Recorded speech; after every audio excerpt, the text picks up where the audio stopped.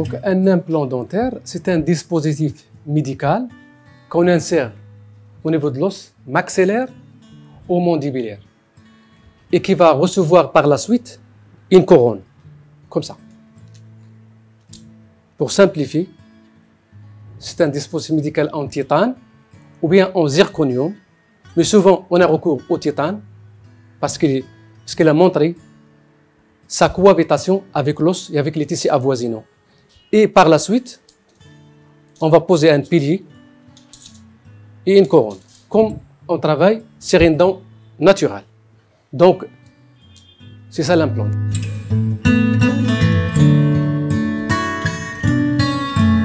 Donc, c'est une chirurgie, petite chirurgie de la bouche.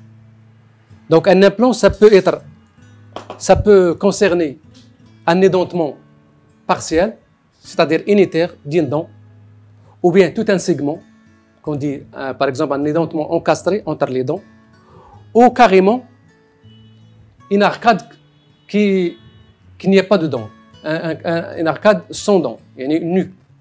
Donc on a les implants, donc ils répondent à tous les cas cliniques.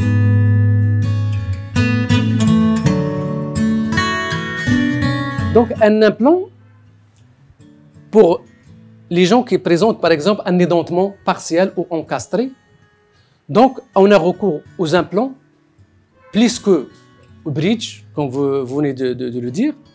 Donc comme vous le savez, un bridge classique, pour remplacer par exemple une dent manquante, nous serons amenés souvent à tailler les dents adjacentes de part et d'autre pour poser un bridge. Par exemple, pour ce cas précis, donc nous avons une dent manquante, donc pour la remplacer, il y a longtemps, on a recours à un bridge classique. Donc on sera amené à tailler cette dent et l'autre dent également pour placer un bridge comme ça. Donc pour remplacer une dent, on est amené à tailler deux dents en quelque sorte. Donc on est un peu mutilant en quelque sorte. Maintenant, avec l'apparition de l'implant, donc les dents de part et d'autre, elles vont rester intactes. On ne va pas les toucher, surtout si des dents qui ne présentent pas de problème carieux ou quelque chose comme ça. Donc nous allons insérer un implant, une petite chirurgie de la bouche. On va ouvrir, si l'os le permet, et si le cas clinique le permet bien sûr.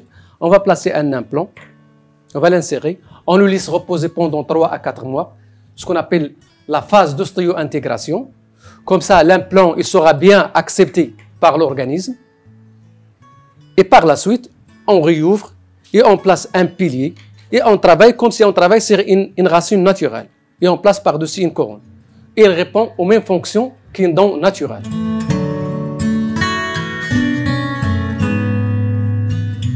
Un implant, il peut durer jusqu'à 20 ans, jusqu'à 15 ans. Donc, en fonction de l'entretien, en fonction de la dextérité, en fonction de l'état de santé des patients. Si le patient ne présente aucune tare, par exemple, aucune pathologie, en l'occurrence diabète, quelque chose comme ça. Donc, si les tissus sont résistants, donc l'implant il va également résister aux aléas, il va durer plus longtemps.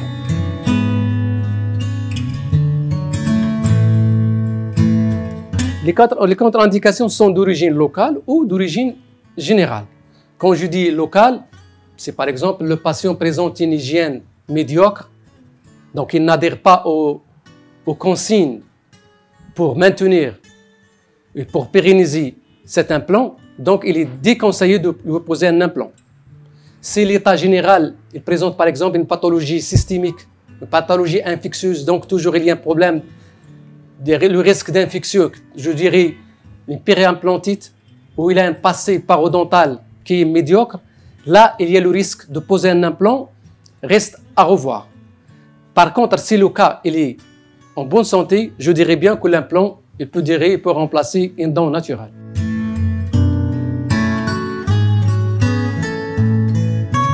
Et certains organismes ils le prennent en charge, d'autres non. Certaines banques, par exemple, je dirais bien, certaines banques, ils le prennent en charge, mais les autres, ils prennent que la partie coronaire, que la partie coronaire. Par contre, l'implant, malheureusement, n'est pas encore pris en charge vu le coût, vu son coût.